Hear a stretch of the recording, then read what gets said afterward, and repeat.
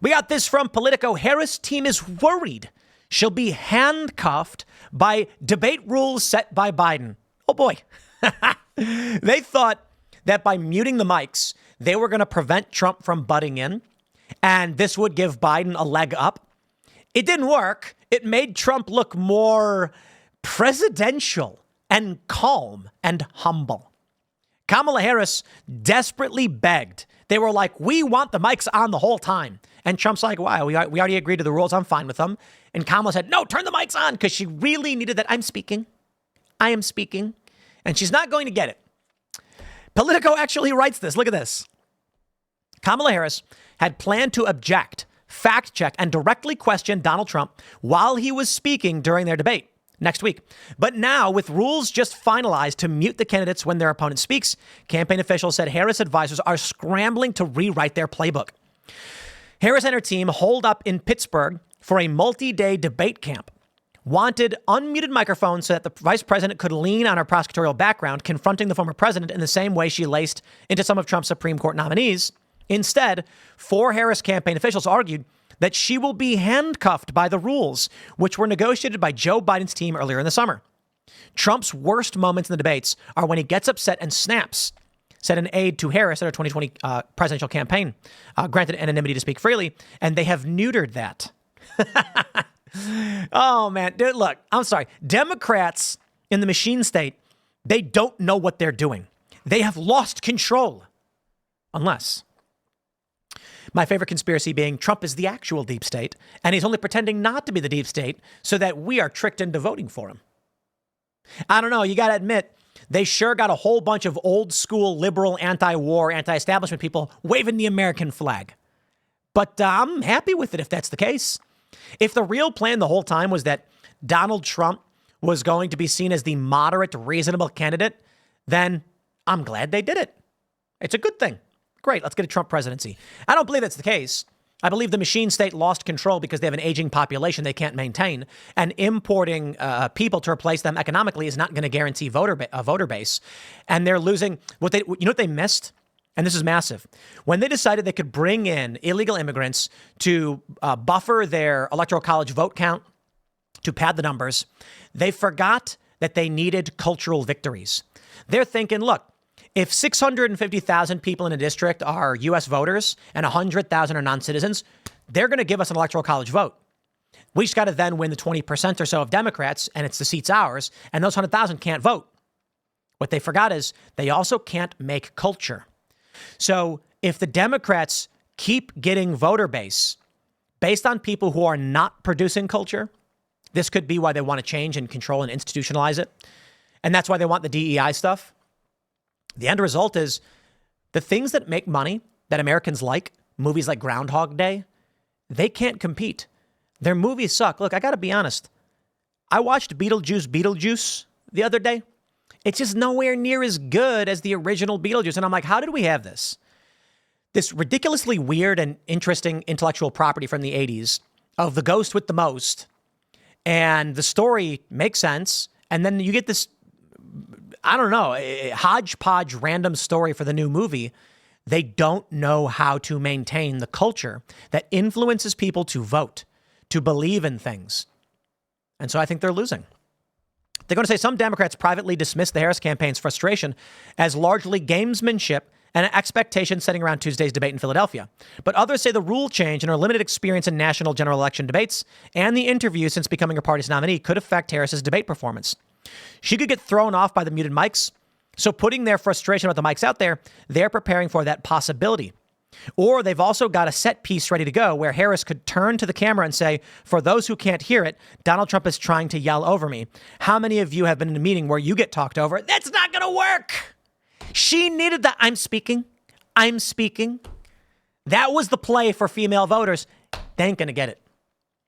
Let's be real, guys.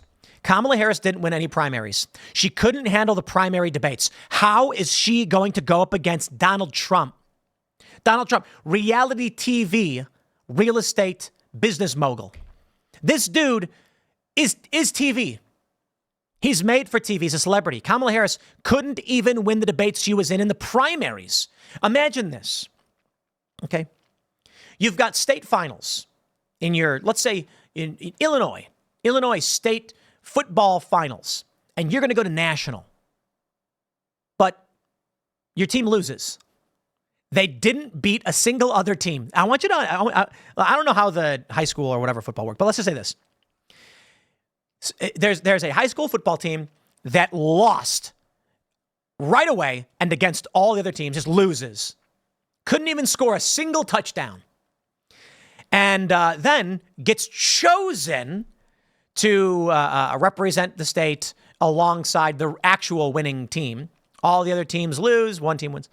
And then they decide, without any actual competition, that the winning team was just not capable. And so they're putting up this one team who never won a single game ever up against one of the previous champions. Like, can I put it like that? Like, I don't know. She didn't win a single debate. She couldn't get a single delegate. And now they're like, debate a former president. She's going like, oh, she ain't ready for this. She can't handle this. But, I got to be honest. We'll see. Nobody knows. Pelosi suggests Trump might skip presidential debate against Harris. I know cowardice when I see it. Why would Trump do this? The Harris campaign is in panic. Well, I got to tell you. Kamala Harris, just before the debate, has published a new way forward. The Kamala Harris campaign wants your donations of $25, $47. Get it? $100, $250, $1,000 other. They now have issues on their website. Took them long enough. All right. They say Vice President Harris and Governor Walz are fighting for a new way forward that protects our fundamental freedoms, strengthens our democracy, and ensures every person has the opportunity to not just get by, but to get ahead. As a prosecutor, attorney general, senator, and now vice president of the United States, Kamala Harris has always stood up for people against predators, scammers, and powerful interests. She promises to be a president for all Americans, a president who unites us around our highest aspirations, and a president who always fights for the American people. From the courthouse to the White House, that has been her life's work. All right. Let's do an honest breakdown of the policies she's proposing, and then I'm going to show you what her surrogates have said or are saying or what she has said, and we'll see what people believe. Cut taxes for middle-class families. They say under her plan, more than 100 million working and middle-class families will get a tax cut. They're going to say the child tax credit and the earned income tax credit, they're going to restore two tax cuts designed to help the middle class. These two programs, through these programs, millions of Americans get to keep more of their hard-earned income. They will also expand the child tax credit to provide $6,000 tax cut to families with newborn children. They believe no child in America should live in poverty, and these actions would have a historic impact. She then goes on to say, unlike Trump, no one earning less than $400,000 a year will pay more in taxes. Full stop. Let's assess this. First portion of this, 100% agree. Good policy, Kamala Harris and Tim Walz. Do I believe they'll get done? I don't know, but let's save that for the political arguing and just talk about the issue. Child tax credit, 100% good thing. In fact, my argument is if you have 3 children, you don't pay taxes ever again. I'm not even kidding. You're exempt from taxes. If you have 3, not 2, 3. I think Hungary does something like this. And I think it's a good idea. Now, there's a lot to consider with something like that and with the child tax credit. There are a lot of people who have kids for the wrong reasons. So if you never have to pay taxes again, someone might just be like, we got to have kids. And some guy might try to just have 3 kids. But there's got to be stipulations. It should be that if you are married with 3 kids, then you don't pay taxes. It can't just, so something like that. Now, as for the no one will pay more in taxes, this is a trick. Your tax level won't increase, but you will pay more because the IRS will come after you. That's a fact. 87,000 new IRS agents. They say under her plan, the tax rate on long-term capital gains for those earning $1 million a year or more will be 28%. Because when the government encourages investment, it leads to broad-based economic growth and creates jobs, which makes our economy stronger. Okay, long-term capital gains at 28% discourages investment. There's 2 things to consider. If you do corporate income tax at a high rate, but capital gains at a low rate, you're encouraging investment. So as someone who runs a business, which is a large business, revenue-wise, we do a lot. I'll tell you, when they say any money you have left over, we're taking a massive cut of. I'm like, well, then I might as well invest it in the business. If I got $100 and they're like, we're taking half of that, I'd say, okay. So if I invest $100 into my business for like new equipment or something, you take nothing. That's right. That's actually how it works. Okay. Well, let me then focus on investing in my business. Like, here's what I'd rather do. When they say they want to take $50 out of my 100, I say, can I just buy $100 in marketing to expand my business and help it grow instead of having the money sit around? Let's find effective means to invest in the business and I'll spend it elsewhere. They say, yeah, that's absolutely great. If you increase capital gains, then people are going to look for other types of investments with better returns, which means they're not going to invest in the market and in the machine. They'll find other ways to make money. High capital gains, I don't necessarily agree with, but I'll say this. Child tax credit, I'm on board with. Make rent more affordable. This is a bad idea. Terrible idea. First-time home buyers getting $25K. That we know from college loans, it doesn't make it cheaper. It makes it more expensive. Bad idea. I think the real play they're trying to make is make houses more expensive. That way, they're trying to pad the cost of a house. They're not going to be able to maintain this. You cannot give out $25K. There's been a bunch of financial guys on YouTube and Instagram who have been like, every home just got $25,000 more expensive. All that happens is they're going to go and they're going to say, the government's giving you the money and I want it. We know you're good for it. We know it's guaranteed. Insane. All right, grow small. How many are there? Okay, it's not that many. There's not that many. Actually, she does have quite a bit. This is good. Let's go through this. I'll try and go quick. Growing small business. What does that mean? As part of her opportunity economy, she will expand the startup expense tax deduction for new businesses from $5,000 to $50,000 and take on everyday obstacles and red tape that can make it harder to grow a small business. Agreed. Good policy. I agree with this one. Cut taxes on small businesses. Cut taxes. Let's talk about it. Taking on bad actors to bring down costs. They said she will take on big pharma to lower drug prices and cap insulin costs, not just for seniors, but for all Americans. And she'll keep fighting to bring down prescription drug costs by taking on pharmacy middlemen who raise consumer prices. Agreed. Donald Trump had a similar policy idea. I think it's a good one. Strengthen and bring down the cost of health care. She says the vice president called upon states to extend Medicaid postmortem coverage. Let's see. This basically just says she'll make affordable health care a right. Completely disagree. That makes no sense. She'll expand and strengthen the Affordable Care Act. Completely disagree. And make permanent the Biden-Harris tax credit enhancements that are lowering healthcare premiums by an average around $800 a year for millions of Americans. They're going to say she'll build on it's similar to capping insulin. She does mention capping insulin and a $2,000 cap on out-of-pocket spending for seniors to all Americans. I'm 50-50 on this one. I think it's platitudes that doesn't make sense. Healthcare is not a right. That makes no sense. But I agree with some caps. So I give her a D+, C-.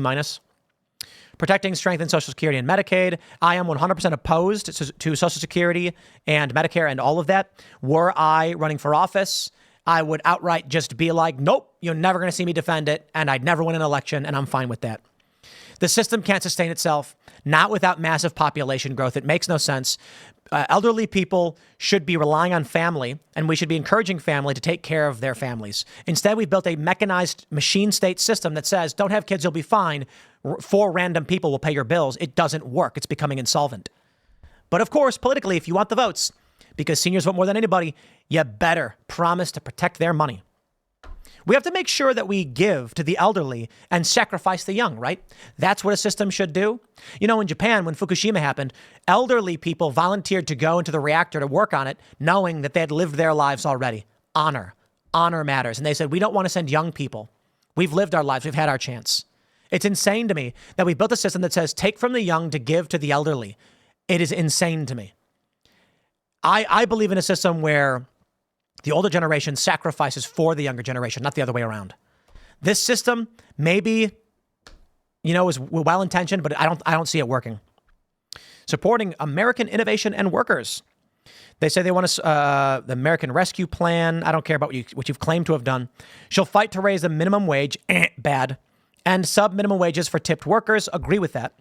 And people with disabilities, establish paid family and medical leave, and eliminate taxes on tips. There it is, ladies and gentlemen. Well, I do agree with that, eliminating taxes on tips. Whether it's Harris or Trump, she took it from Trump. But it is a real point. When I go to a restaurant and I order food and someone says, that'll be $50 and I pay it, I decide what to give that person. So how about this? Only up to 20% could be taxed. Here's a compromise, right? 20% is considered the good gratuity. 15 is standard, 10 is bad. So how about this? All tips up to 20% are taxed. Anything afterward, not taxed. Or we could say 15 because 15 standard. And that means when someone wants a tip, here's the way I see it. If I'm already done eating, I can get up and leave. And all you can do is get mad. I didn't steal nothing. I don't owe you nothing. I paid what I owed. But it's become a culture to tip. So I always tip real big. I always tip 100% or more. Why? Because I can and decided to give this person extra money for no reason that's even beyond the scope of what a tip should be. Why are they giving it to the government?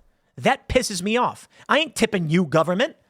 Here's a 20% tip. What am I supposed to do? Here's 20% for the tip. Also, I just think you're a good guy. Here's a $100 tax-free gift. It's ridiculous. It should be tax-free.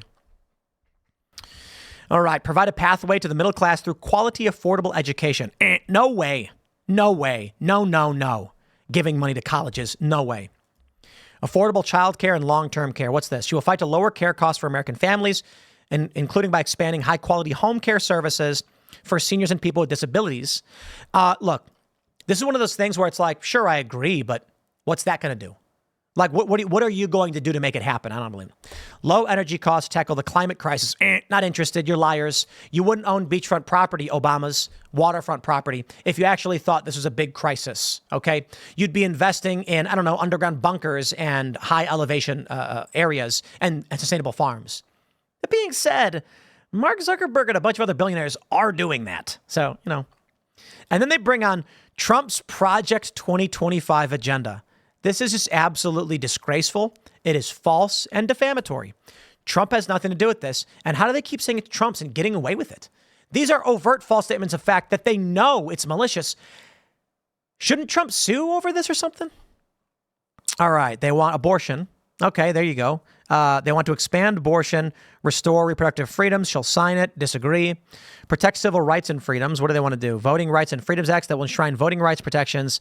Expand mail by vote by mail. No way. Bad. Make our community safer from gun violence. Not interested. Okay. I don't think you can do anything. She'll ban assault weapons and high capacity magazines. What does that mean? 100 or more? Bad. Red flag laws. Bad. Secure our borders. Lady, if you want to, why didn't you do it now? In fact, I'll tell you what, do it now. That's a lie. Tackle the opioid and fentanyl crisis. Yeah, right. She'd secure the border if that was the case. Ensure no one is above the law. Were that the case, Steve Bannon and Peter Navarro, they'd be in jail, but so would Merrick Garland for contempt of Congress. But there are people who are above the law, and we know it. Joe Biden and the documents, they said they're not going to prosecute, even though he had classified documents. Would they go after Trump? If you really mean it, you do it. I don't believe it. Supreme Court reforms. Look at this. You see, it's not even about that. It's about expanding power. Stand with our allies, stand up to dictators, and lead on the world stage. What does this mean? She's not going to be an effective commander-in-chief, and we all know it, okay? They say she visited the Korean demilitarized zone to affirm our unwavering commitment to South Korea in the face of North Korean threats. I'm a big fan of South Korea, I got to admit, but I like Trump's trying to bring about peace. 5 days before Russia attacked Ukraine, she met with Zelensky to warn about Russia's plan to invade and help to mobilize a global response of more than 50 countries to help Ukraine defend itself against Vladimir Putin's brutal aggression. And she has worked with our allies to ensure NATO is stronger than ever. I don't know the purpose of NATO at this point. I assume it's just a liberal economic order. I used to be a big fan of Ukraine. I had been there several times. I have friends who are from there. At this point, we are being dragged into and entrenched in a war that is none of our business. It's only the business of international elites and not the American people. They want to, to break this whole thing down. And I'll always start by saying Putin lost. That's why he invaded. The West was expanding using soft power. The deal was simple. Ukraine had a choice. They could join up with the West and the Schengen zone and NATO and the EU, or they could join the Russian Trade Federation. Russia could not offer them a good deal. Ukraine overwhelmingly, and not entirely, but overwhelmingly said, Western Europe is a great deal for us. You take a look at Poland when they get in the EU, and a lot of the Polish people move to the UK for better jobs and better wages. People in Greece, the same thing. Ukraine wanted to join the EU. Russia said, we're losing this. We can't risk losing Sevastopol, this massive industrial center, and where our naval base is. So they decided to use guns, bombs, and invasion. They lost. They resorted to violence and desperation. And for that, they're wrong. But Ukraine is not in NATO. Ukraine is not one of our greatest allies. Ukraine is not an EU nation, not even close. may be close now, and we're spending hundreds of billions of dollars for their defense without a casus belli. What is the purpose for Western involvement in this? It's simply because European interest is for cheaper energy, and that's why this conflict is ongoing. It's the precursor to a major full-scale war that I don't think we can survive or want to be involved in. That being said, it's not like Vladimir Putin is I don't appreciate the people on the right who think Putin is some good guy. I said it before, I'll say it again, and regardless of what the news story is now, which I'll set aside for the time being, I have never been a fan of the guy who's held onto power for 20 years. He's not a good guy. He doesn't have your interests, and people just stop pretending like it's the case. However, Donald Trump would bring about peace, in my opinion, or is more likely to. Though I do feel we're kind of at that point where I don't know, after the invasion of the Kursk region by Ukraine, that even Trump could negotiate a wind down to this. No, don't get me wrong. I think he still could. But a year and a half ago, I was thinking, this is like a year and a half ago, I thought Donald Trump gets in, war's over. That does mean Ukraine has to cede territory to Russia. But think about this. Russia takes the Donbass region into Sevastopol, securing their warm water port and massive industrial center. The rest of Ukraine joins EU or NATO or whatever. That could theoretically stabilize everything. Yet the West is hell-bent on taking Crimea, shutting down Russia's naval base, controlling the Black Sea, and this is why you get war and conflict. Now that they've invaded Russia, it may be that if Trump were to negotiate any kind of breakdown in the conflict or stopping of it, it could revert the borders back to their original states. Who knows? I just think Trump will have a lot harder time doing it. Invest in America's sources of strength, they say. She'll make sure America, not China, wins the competition for the 21st century, and that we strengthen, abdicate our global leadership. Sure, explain to me then why the Bidens were flying to China for private equity deals. I don't believe it. I'm sorry. Support service members, veterans, their families, caregivers, and survivors. Whatever. That one's vague platitudes. Here's the important point. As we go through all of Kamala Harris's now stated positions, there are some good ones. It's never so absolute. It's not like she's from Mars and she wants to, blow up all the volcanoes on the planet or something.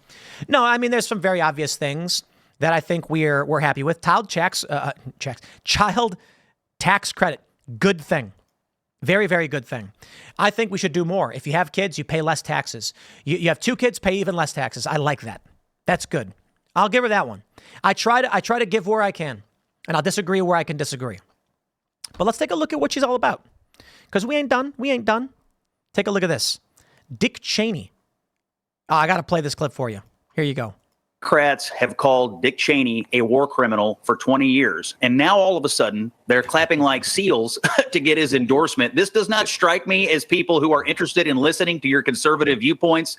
They are hungry for power. They will take Dick Cheney's endorsement today. Democrats screamed he was a war criminal. They were demanding he go to prison.